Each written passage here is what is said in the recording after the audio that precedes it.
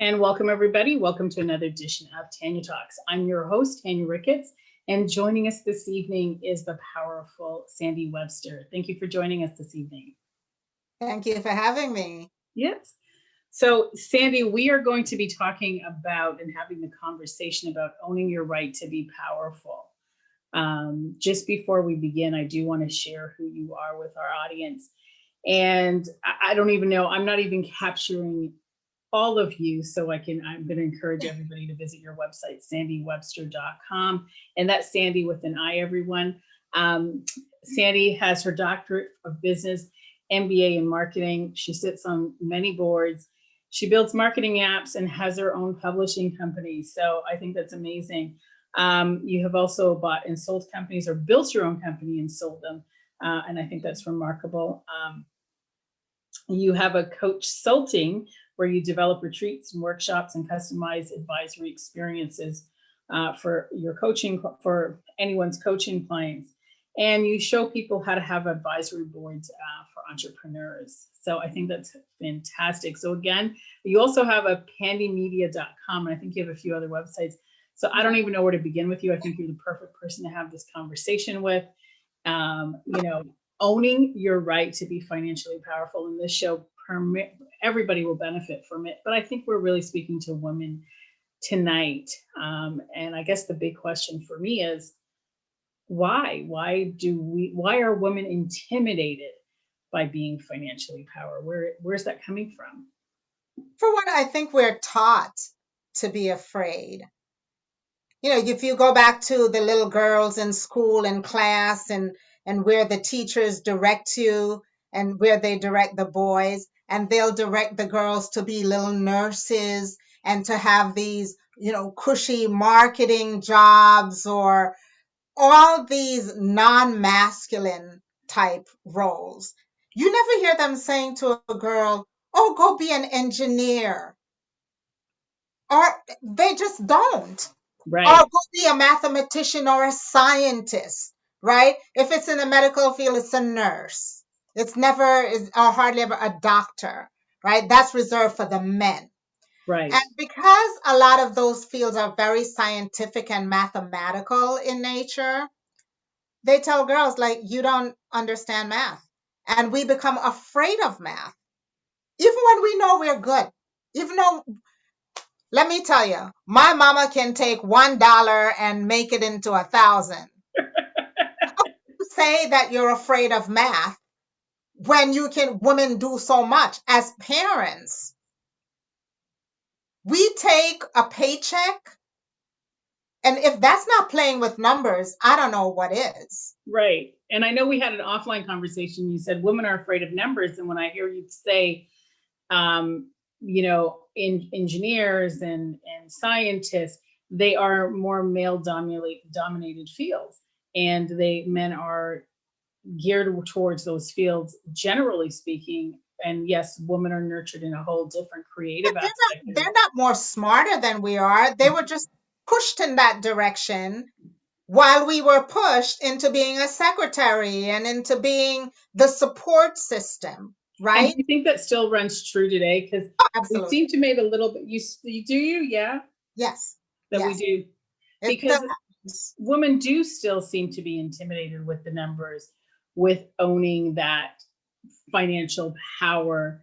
It's almost like, what is the fear? I guess the question is still what is the fear in addition to the numbers? Okay, so we're not groomed with numbers. Okay. So a budget. Let's take a budget, which is numbers. Mm-hmm. A lot of us don't keep a budget. And because we don't keep a budget, we don't keep track of our spending. And a lot of women that I know don't want to keep track because they just don't. They're going to spend what they want or want to spend, not what they need to spend. You didn't need to expose me to the whole world. No, I'm kidding. I'm kidding. It's not just you. You have a whole bunch of sisters and siblings out there, Tanya. And I think that's part of it. If our income doesn't match up, there are things we still want. right? Or you feel like you have a right to have it.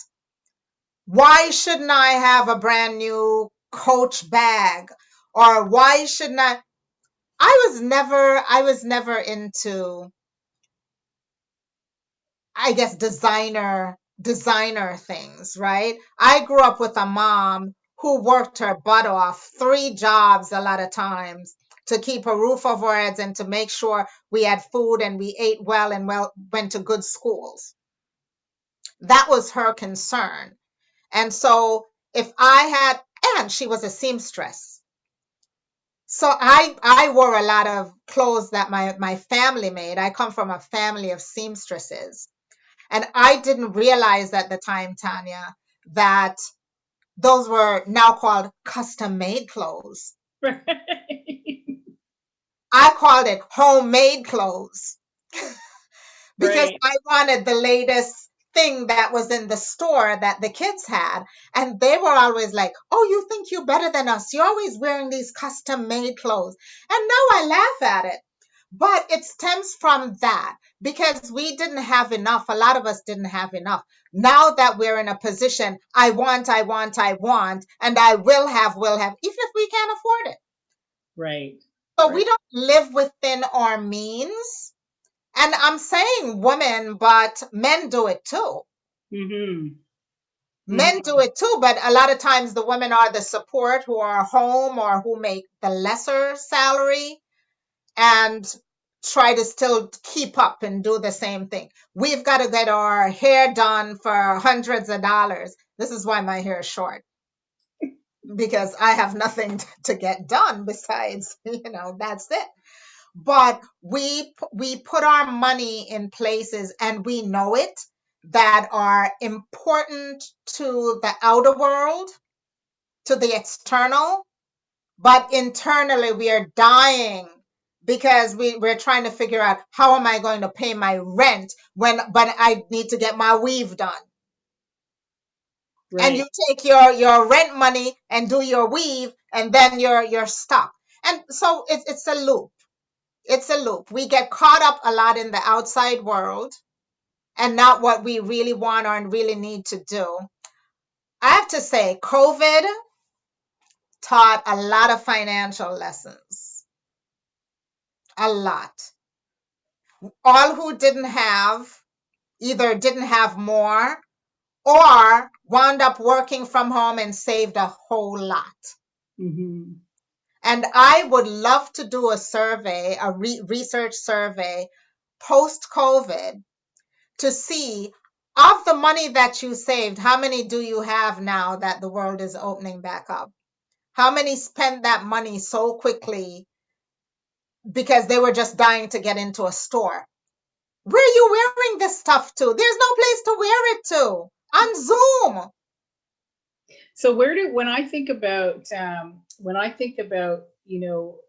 owning your financial power, I think to myself of, and I'm going to take it to a personal story, that I created a ceiling as to what my earning potentials could be because I heard a narrative growing up that you went into the corporate world and you became a manager and you created a ceiling of $100,000 a year, but somehow boys were told something different. They were told you go out and you own the businesses Correct. and you go out there, like, so men were groomed into owning businesses and females were groomed into working for the men that own the businesses. So I think that it's so rooted that there seems to be this paradigm, a big global paradigm, and it's an unconscious paradigm that women, we're not cut We're in out a or support role. conditioned, right? We are exactly that, the support, and we're not conditioned. And the thought of going out there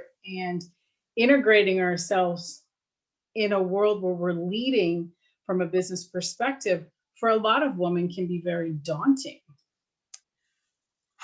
I did not grow up in that world. I grew up in a world of kick-ass women. Strong, strong. If a man comes in the house and slips up, he's out in a flash. And that's what I was taught. Sandy, you better learn to support yourself because you can't depend on a man. If you will decide to have kids, know that one day you will be supporting those kids. And how do women own their financial power and still maintaining, their integrity as a woman and still coexisting with a man? Is there a way that there can be equal balance Absolutely. between unionizing the support of a family and unionizing it between the two, male and females, and still owning your financial power? Popeye and olive oil, they say all for one for all. If you and your husband are not in sync, which is something you should do before you put a ring on your finger, is talk about finances. And we don't do that. We just don't ask a man, like, okay, how much money do you make? And how much is going to be our money? A lot of times when the man is working more money, it's his money. He's giving you some money. But whatever you work, no matter how little you work, it's our money. No. I don't buy that concept. I don't buy into that. It's if we're married, then there's going to be our money, there's going to be your money, and there's going to be my money. There are three pools. The totality of what you earn, I think, should be divided. 50% is our money, goes for the house, goes for whatever, goes for saving. And it could be higher. It could be 60% or 65%. And the rest of it, you should have some of your money that I don't care what you buy, your little boat, your little toy, your little video. Like, I don't care. That's your money. And I should have my money. So if I want to get my hair done in the, $200, or I want to buy 50 dresses and it's coming out of my money. And I think because that doesn't happen, the money is not divided up so that you feel comfortable having your own money as a woman, then there's an argument about this money. Look what you're doing with my money. But do you think that men are intimidated by women that actually A lot go out there? Okay. Yes. And you don't think that narrative is changing men in this, because we are living in a more forward culture. And I'd like to believe my own naivety, actually, that it doesn't exist anymore. That those No. It's not going to go away overnight. It's not going to just disappear, right, because it's an ego thing. I think the younger men are less intimidated by that. Mm. But the men, I would say 40, even 35, I'll push it down to 35. They still have that old feeling of, I'm the man of the house and I should make the money. And so, hey, go shoot the deer and skin it and bring it home and I'll cook it. But the younger people have more of an equal idea of, I don't care if my wife makes more money, more for me. And then we penalize them for that. The man who says that, we penalize them, we the women, and society penalizes them and said they're good for nothing. Imagine they have their wife making more money than them and they're using their wife's money. And we as women say that sometimes too. Because now we can be the breadwinner. It's the whole conversation is, oh, this is my money. I bought that. You can't touch that. We do. And I got to be honest, like, I didn't think that still existed. I thought we were so much more put forward as a society that doesn't exist. When we look at women, it's more hidden. It's more covert. Oh, okay. When we look at our culture today with, with women really stepping forward, more and more women are talking about wanting to live with purpose and making change. And Mhm. we do want to break glass ceilings. We do want to push the boundaries to see what's possible. Um, it's a juggling act because there's a lot of women that are looking to live purposefully. And as they're looking to do purpose, a lot of it requires finances in order to use it. But we seem to be afraid of the finances and going after it because we're looking greedy or we're looking however we're looking. So there's a blockage. How do you suggest women break down those walls so that they can have the resources and they can push through psychologically, subconsciously, break down those walls in order to live purposefully with wealth to fulfill a purposeful life, a meaningful life of giving back and helping and contributing? Well, first, you have to have enough money to be able to give back. That's where it starts. So if you feel you want to live purposefully and have a great life, you then also know you have to earn enough money to do that. And And how do you suggest that we break those walls down unconsciously in order to start to make that money? Like, to me, when I think about being financially powerful, I think about working for myself and being in control over my own destiny. How do we get there? Because not every woman knows how to do that. And how can we encourage women to start to break down those walls to well, get there? for me, Tanya, having my own business is control, right? I control my destiny. When I go into work for and I worked in corporate for way too many years and I made way too much good money. I would never leave corporate until they kicked me out. I got laid off after 9/11 and it was a blessing in disguise because I became complacent, coming home with a fat paycheck. I could travel wherever I wanted to. I could buy whatever I wanted to buy. I knew my job inside out. I was very comfortable. But I also knew inside of me, hey, one day they could fire me. And this whole thing is the glass wall would just kind of crumble around me, right? So there was like an incentive for you to understand that you had a ceiling where you were at. Absolutely. And I had to keep getting bigger jobs and bigger jobs with bigger responsibilities and more time suck. You're going on 80 hours a week now. I'll tell you this, when 9/11 happened and I was still working in corporate, when I went home that day, I was actually on the way into work and missed. I should have been in that building at the time. And I missed it because I stopped to vote, right? And after the whole thing happened and I came home, Tanya, my nice house, I had not been in my backyard in 2 years. I'd look out the window and go, oh, that's nice. My mom's doing a great job with the garden because I'm looking out at midnight when I come in. And that's not a nice life. It Well, seems so you become bound and absolutely paralyzed and crippled to the to the system money of the and to the institution of money. working Yes, and being a slave to the money versus allowing the money to work for you. And I correct. think as women, we're so, especially being, mothers and wives. And I think that there's this, we treat our businesses the way that we exist in our families, and that is it's for everybody else but us. And it's addictive. Right. So we're taking care of everything else but us. And And God having the, forbid you should leave that job.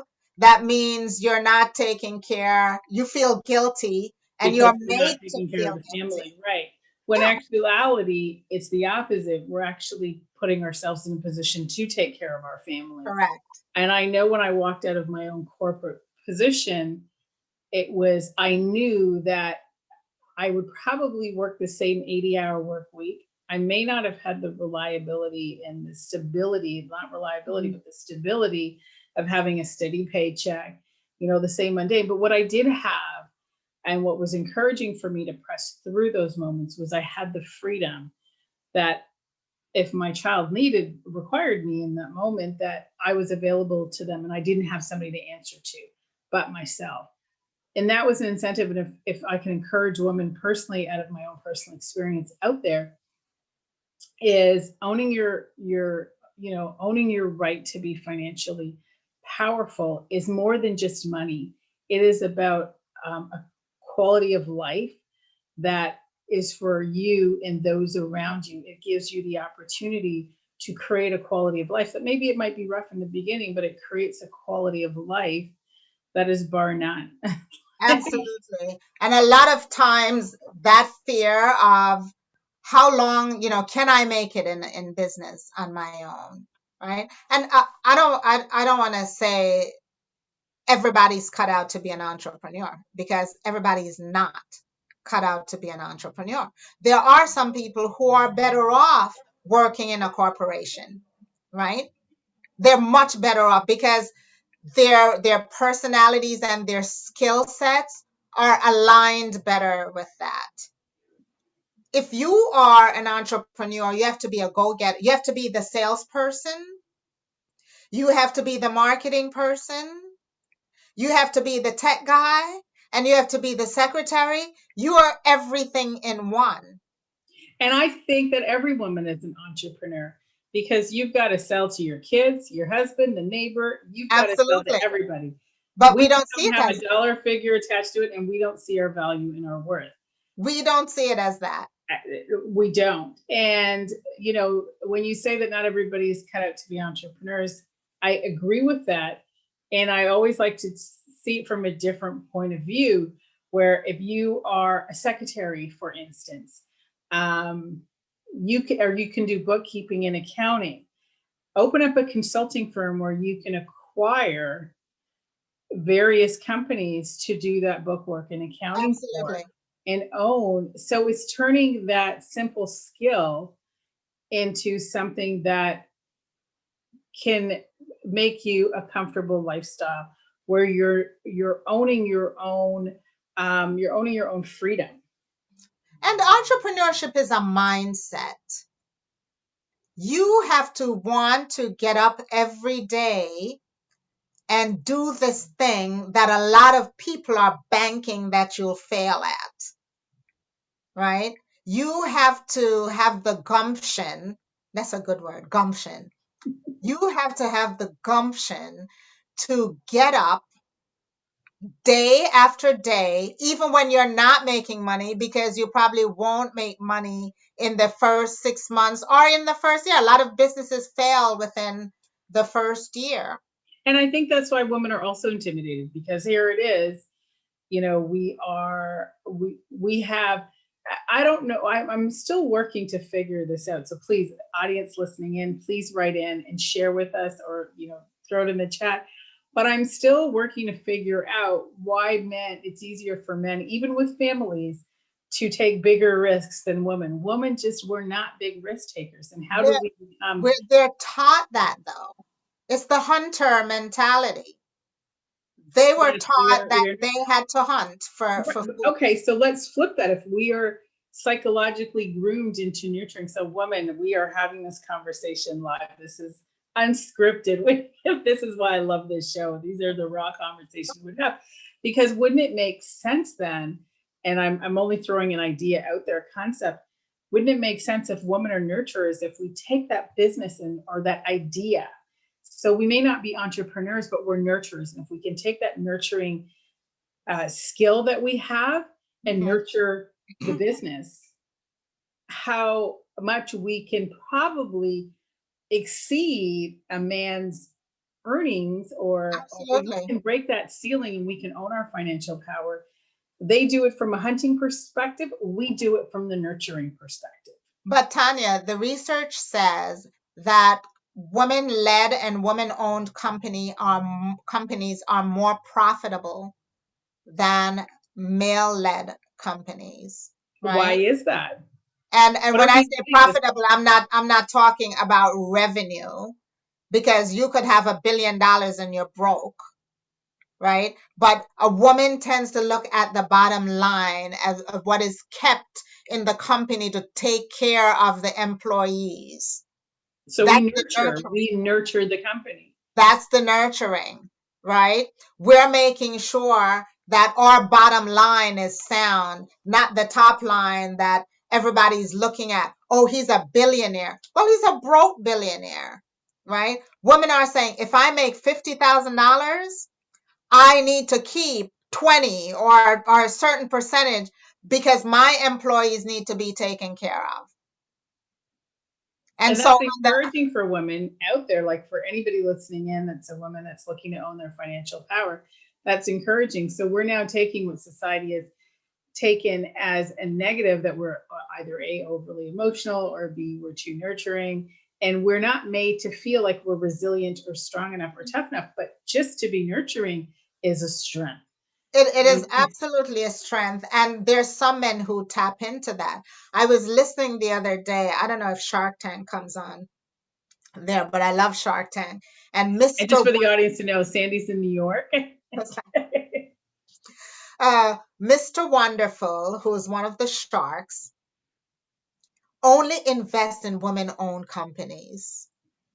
He said over time, it's proven out to him that a woman-owned company is going to be more profitable. We work harder to make it more profitable. We don't give up. Where a lot of men will say, oh, I did this for a year, let's go on to something else.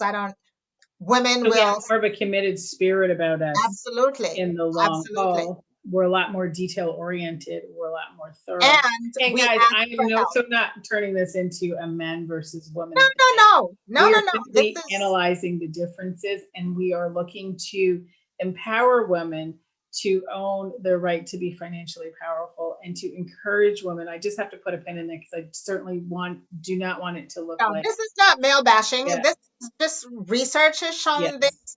yes. It's out there, and we all know this in our own lives. But women will ask for help more easily than a man. But yet we seem to devalue ourselves when it comes to finances and knowing what our worth is. Yes. We seem to And lack the that's a good thing that you just said, knowing your worth and your right. value. Because even when we have businesses, we don't value ourselves. We underprice. Well, out of fear, we are fearful of that, and that's just something that we've got to work through.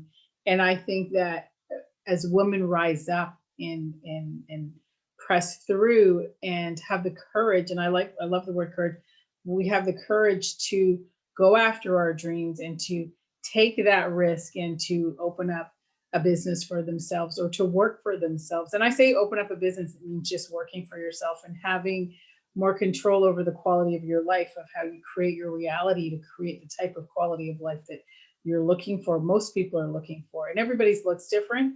Um, but I think that we will see a complete shift in society. We are seeing a shift, and you know what? This generation that's coming up, Tanya, it doesn't take courage. The generation of women, let me be specific. It doesn't take courage for them because that's all they know. They don't feel like they have to have courage. It's ingrained in them because this generation who's fought for that, have instilled it in them. They grew up seeing us working in corporate, so the examples and the models that they've been following are very different than what we followed for our parents, right? This month is Take Your Daughters to Work Day. And I know Nell Merlino very well. She's a good friend of mine. She started Take Your Daughters to Work Day. And she started it because she wanted girls to have an example to show that you can go to work and there's something else to do. This is what happens in a work environment. And I was a little bit upset when they changed it to Take Your Daughters and Sons to Work Day, because it negates the premise that I feel that girls needed a lot more hand holding to get into that. Boys are given that.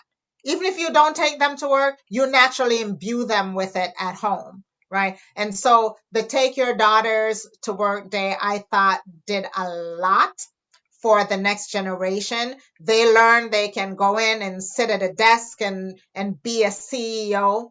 I remember I used to take Lauren. Lauren's my niece who I raised. And I would take her to work with me, even when it was not Take Your Daughters to Work Day, because I was in that kind of environment that welcomed if your babysitter didn't come in, you just took your kid to work, put them in a conference room, and somebody would would watch them. Or I would give her jobs to do. Here, you're the copier person today. Go stand, and I would stack the paper next to the copier so she could stand on it. And people come in and they had to give her their paper to copy. And so she had a job, right? And so she started understanding what it's like to work in a corporate environment. She saw me get up every day. She knew where I was going because she went there with me. She knew what happened in that workplace. And she knew that I made enough money to pay my bills and to take her on vacation and to take and to do whatever I wanted to do. So she grew up knowing that. So she grew up wanting that. Right. And she today has a similar job working. But what she also saw, Tanya, was that I also had my business, whether it was a side business or my hustle. And she's just a little hustler. I take my hat off to you, Lauren. She works in corporate. She has her own business, and it's not the first business she's had. She's had a couple because she understands that I have no limits as a young woman. I can have this job, but I'm so much more than just that job. I can go out and do all the different things that I want on the side. Mm-hmm. Right? And I find a lot of the young ladies under 30, early 30s and under, they have that attitude of And I I think it's so do. important, like the example, because I think that it's important for women leaders who are leading the way in, when we talk about financial power, it's more than just financial power. It's everything encompassing. It's being in control of your own narrative, really, and that encompasses money.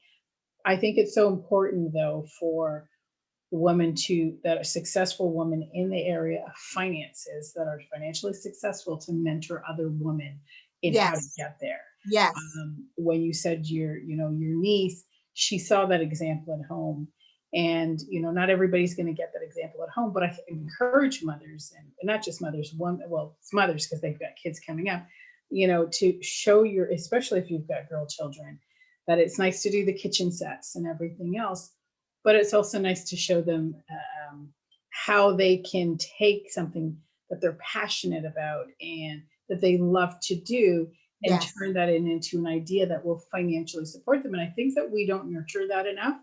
That I think sometimes the word business is intimidating, and I say let's take out the word business, and let's find out what you're passionate about. Let's find out what you love, and let's understand what you believe your value and worth is. And all you're going to do is attach a number to it and leave it, but focus on your passion and your value. But when we go to set that number to our passion and what we believe in, there's a block with women, I feel, that all of a sudden, a lot of women will come out and say, I'm a spiritual healer, and they want to be able to help people heal. right. But they've been told that you don't charge to heal people. You should do it for free. But we Really? don't live in a world that's free. Like that free doesn't Don't. sustain your living. It doesn't There's provide. a person called a doctor, and you better pay him when you go there to get Right. And healed. you know what? Good. That's a very good point. I never actually thought about that. So to the audience listening in, yes, when you go to a doctor that heals you, you better. But And that's I mean, right. we're in Canada, so we have a difference that we pay in a different way. Yeah. But absolutely good point. And I think women being able to own their financial power is no longer being afraid or intimidated by the number that they feel that they genuinely are valued and worth. So we undercut ourselves, and then we rob ourselves of the opportunity to be financially powerful and successful. And let's even take out the word powerful and say successful. Like, we take out that opportunity to be financially successful through what we love doing because we don't believe really deep down inside that this is what we're worth. We want to believe it, but we won't allow ourselves to embrace and concede and surrender to this is what we're worth and just trusting it. That's true. But we also have this thing of, and I think we were taught it, not to speak about money. Right. Right? You don't say how much money you make. God forbid somebody would ask me what's my salary. Oh no, why would she ask me about that? A man will tell you, I make 6 figures. Like easily. But a woman just is not taught how to talk about money and how to ask for it, right? And I think that's a key point is doesn't know how to ask, because when I tie that into understanding what you love doing and attaching a value to that, we don't know how to ask for that. Correct. And I like the way that you said that we don't talk about it because if we put a value that we believe in our heart that we're worth, we're afraid that people are going to be looking at us as being greedy. And I've spoken to enough women that are like, well, I don't want people to think I'm greedy or not. And I'm like, it has nothing to do with You're that. deserving and it's your worth. I say to women, I said, listen, they're like, well, I just, I run a small, whatever. I say to people, but you still have overhead. You still run your internet. Yes. You still do this. You still do that. Yes. Like you do have an overhead. Every woman that works for themselves has an overhead. Every person. Your house has an overhead, everything. So it's how do we change this psychological mindset and come into a different way of thinking and seeing things and saying this is what it is. And I say to people are going to talk about you, whether you're doing good or bad. It doesn't matter. Absolutely. People are going to talk.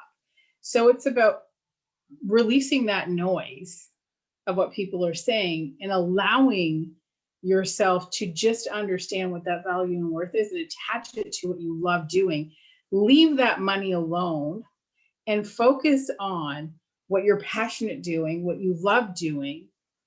Do it to the best of your ability and allow it to show up. We have to change our vocabulary first. Yes. Because a job is something where you go to it because you have to. You have to go because you have to make money. You have to pay your bills. And so your parents tell you you have to get a job when you get out of school. Very different than saying you have to be able to pay your bills, and whether it's a job or a business but that's where we need to emphasize. You need to be financially secure. And if it's a job that you feel better in giving it to you, or if that's where your capability lies, then go at it. But understand that if you have a creative spirit, that you can make money in other ways. And as long as you're making the money to support yourself financially, I don't really care what you do. I don't care if you have to get dressed up and go to an office or if you sit at home behind your desk. And that's why I love the young people. They're very casual about it. As long as I'm doing my job or whatever and I'm home, as long as it gets done, they look more at the outcome and the results than the act of doing it. Right? And they're not so much concerned with the outer, I have to get dressed and I have to look a certain way, like I'm making money. They're in their jeans and sneakers or pajamas. Well, I was going to say, they had said the other day that most of the wealthy people today, just they're wearing look like bums. T-shirts. So and what I love New York, you're in New York and I love New York because you can be sitting on the subway, and I know we're digressing here for a minute, but you can sit on the subway in New York and you don't know who you're sitting next to. Don't. The big CEO of a big corporation that's on the subway It sitting could next be to you. the guy that's a bum, that's smelly, and he's a multimillionaire. Right. It's just amazing. New York is just such a I wonderful. love New York. I really do. But Um, I think but in the future, we have to start working on it now. This generation of women have to start mentoring, mentoring and advocating for other women. And what the mentoring does is mentoring doesn't have to be somebody younger than you are. You could mentor a peer. It's just being there, having a knowledge that they don't have, and be willing to share your knowledge for free, right? That's mentoring. Saying, hey, call me if you have a problem, because they can mentor you. And mentoring is a two-way street for me. I have so many mentees. Oh my God. Some days I'm like, I need to just stop. But helping people is part of what I do. And I'm passionate about helping women business owners. So if you call me, I will stop what I'm doing, or I'll say, call me at such and such a time if I'm busy. I don't feel any way at all about sharing information with women. Even some women will say, well, why are you telling them that? That's going to be your competition.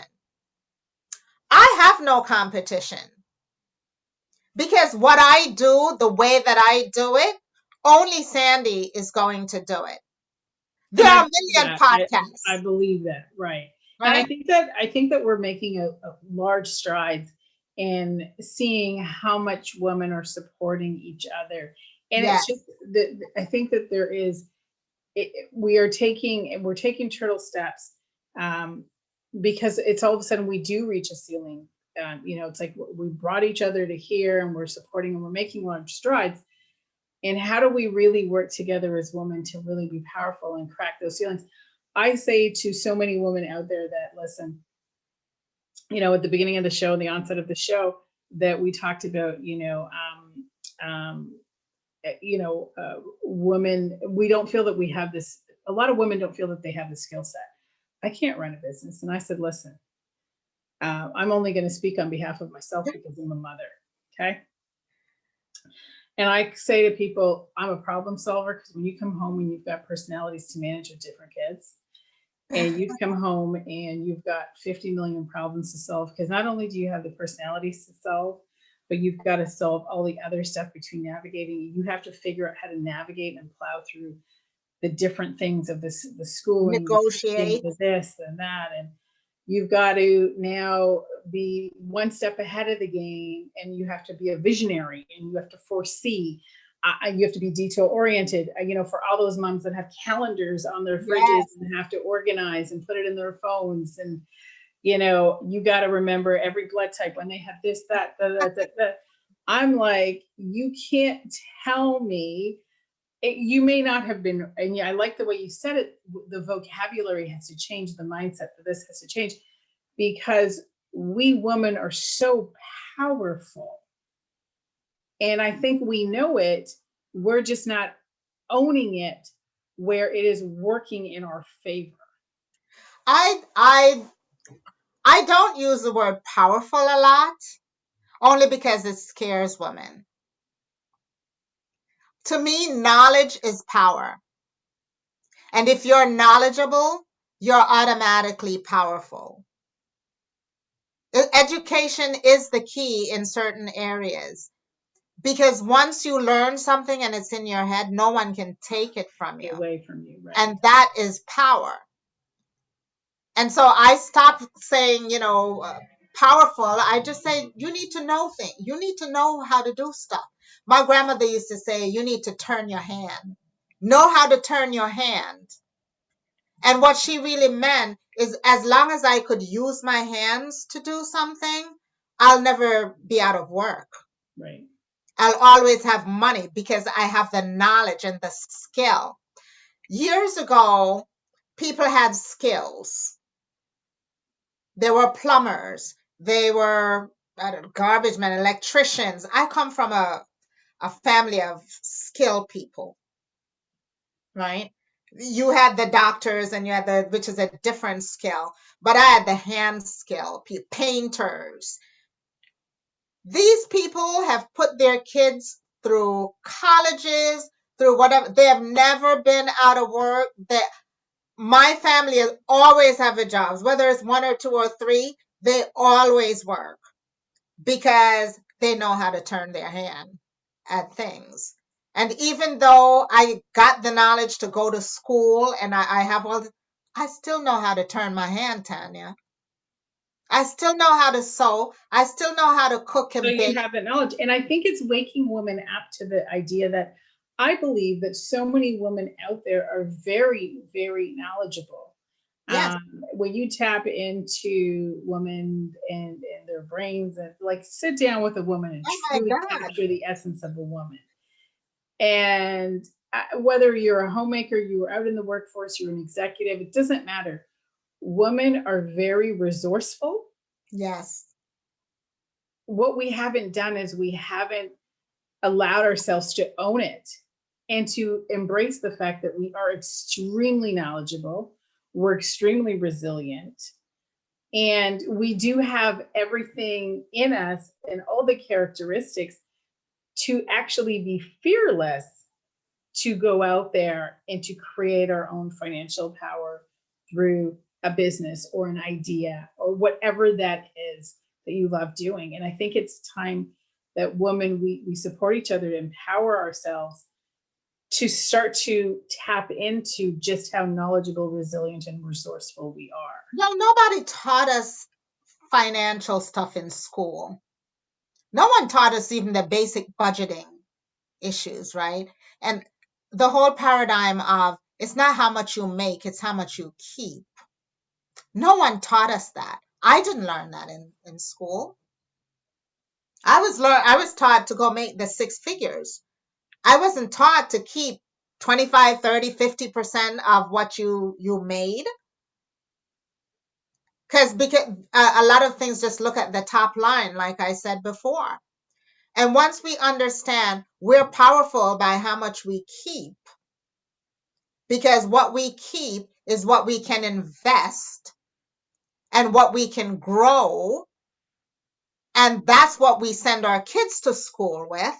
And that's what we can take a vacation with, is what we keep. I'll tell you this really quick story.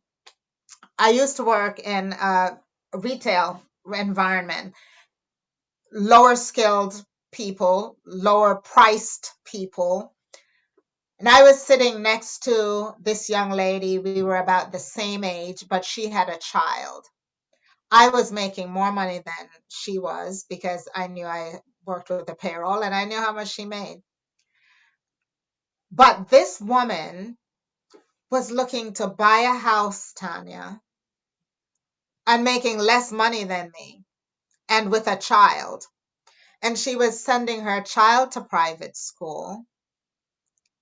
And I sat there in amazement and wonder at how could she do that?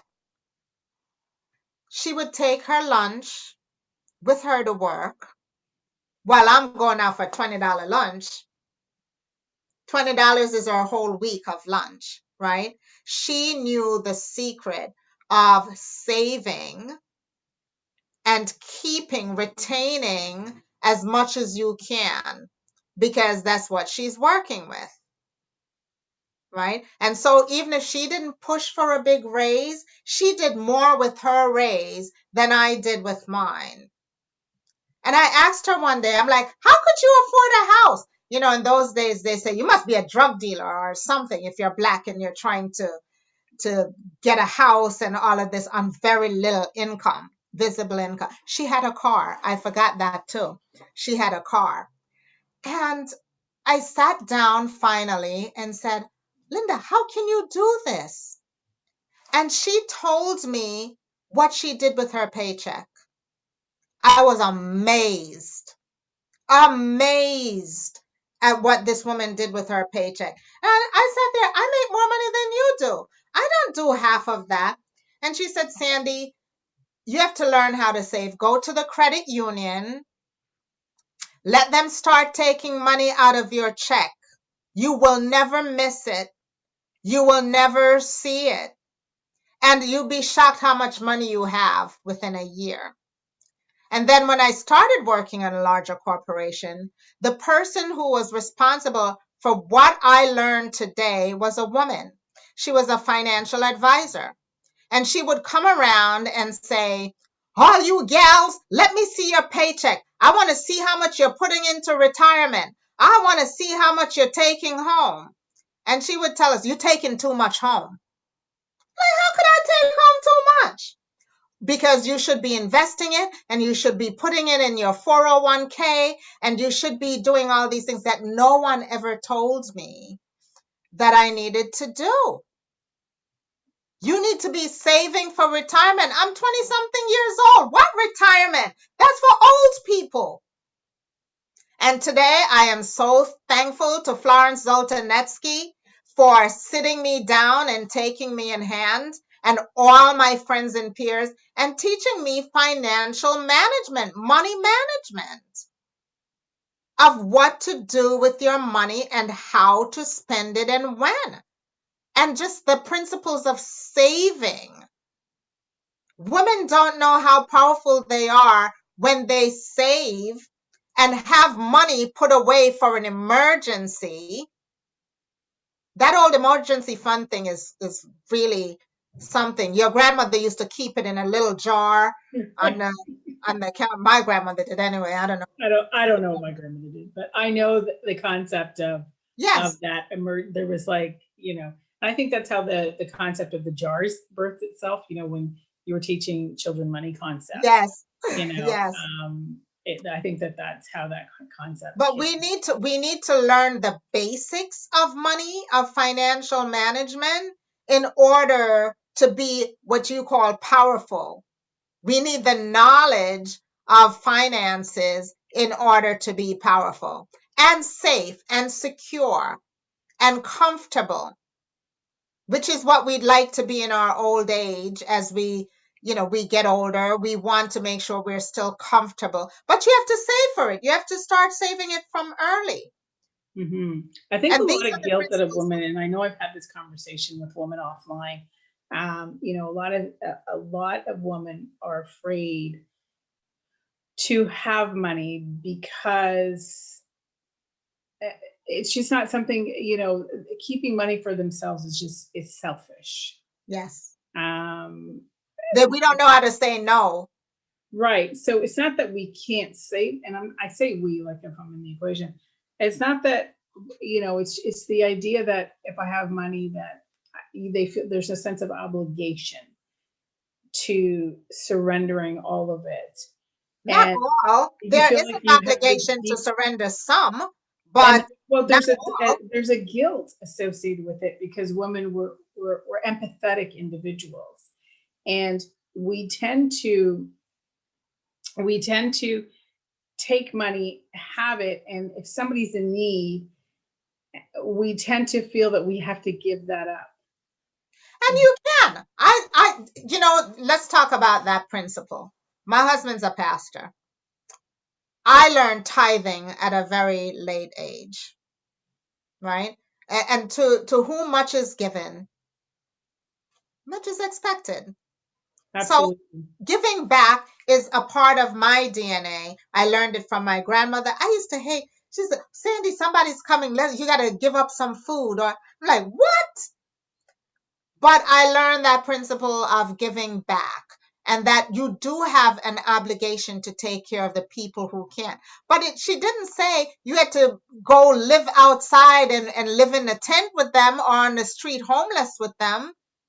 You have an obligation to take care of your own and yourself first. Remember the oxygen tank, the oxygen mask? Absolutely. Thing? Susie Orman had made a comment on one of her Money Matters or whatever her show was one day. And it was, it was something that I said to this very day, women have to put our own oxygen masks on first. Because if we don't have it, we can't give. Charles Barkley did something that was very powerful that I thought, wow, what would this sound like? He said, when he started to make it financially, he would have so many people coming to him saying, hey, they were struggling and having a hard time. And his response never was to say, just because he was wealthy, here you go. His response was, I'm sorry to hear that. What are you going to do about it? So he Yes. put that responsibility. And I think that is owning your financial power, because it is learning, as you talk about, keep for yourself. And it's not about keeping for yourself from the fact of not giving and tithing. It's about having boundaries of not being used just because people know you're in a financial situation, Yes. that people just feel like they can just show up like that. So when Charles Barkley said that, I thought it was very profound. Yes. That, And a lot of times they don't know, they don't have an answer. right. Well, And you it have was to just help them the way get he said it. It was like, and he said he meant it. I'm sorry to hear that, because nobody wants to see anybody in yeah, distress. Let's face yeah, it. But his next response, I thought, was telling. What are you going to do about that? yes. And it really allows somebody, it doesn't enable somebody, it actually empowers them, in my opinion, to think, okay, well, what am I going to do about that? And that's where it comes into, it's an opportunity right there to own your right to be financially powerful. Well, you know Just what? Let me, plan to fish, right? and it's understanding that you can direct your own financial wealth. There is no ceiling on what you can make. And I think as women, we do unconsciously as a society have a ceiling as to what we can make. I think too, growing up when I was in my early 20s, the conversations were always about go and have, a six figure salary, a low six figure salary. Mhm. And that was the ceiling. And if you were among friends that you had this salary, then you made it. There was nothing more to strive for. You arrived. Do you know Even what your friends make? Do you know your friends' salaries? do I know my friends' salaries? Yeah. No, it's not. No, I'm never, never. no.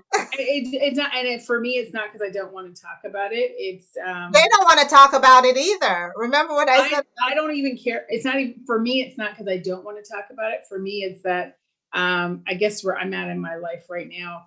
For the audience listening, I'm being transparent. It's just, it's not an area. It just doesn't concern. It has no value to my life for me at this stage. So I don't want to know. A I lot of never even times, thought about it.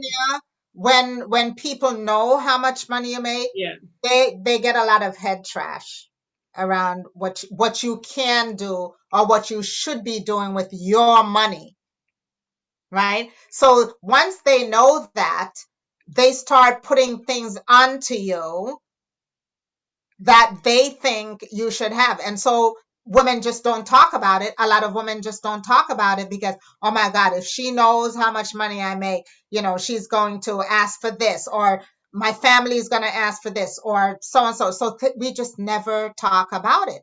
And I stopped being afraid at some point because you know what? It's my money. It's my money. And if I have and I make a 6-figure or an 8-figure number, it's my money. I worked and I earned it. Would you like me to show you how to make it? right, You right. too And that's can the have mentoring that. and the powering. Yes. We have less than a minute left to go. Is there a special nugget that you have to share with women out there on how they can own their right to be financially powerful? Ask for help. Nice. Ask There for you go. help. There are so many people who are willing to share their knowledge with you for nothing, just if you would ask. But we're not mind readers. If you don't ask, we can't tell you. I share my knowledge all the time for money and for free. And we appreciate that. So everybody out there, you heard Sandy says ask for help. Again, thank you, Sandy, for being with us this evening, You're discussing welcome. conversation of owning your right to be powerful. You can visit sandywebster.com and Pandi, P-A-N-D-I, media.com as well to learn more about Sandy. If you're looking to take your life to the next level, please visit thetanyaexperience.com tune in tomorrow where we will have Lolo Jennings joining us tomorrow, and she will be speaking to us about, did you get the memo? I am powerful beyond measure. So we're looking forward to that as well. Thank you, Sandi, and have a good evening, everybody. You're welcome. Bye-bye.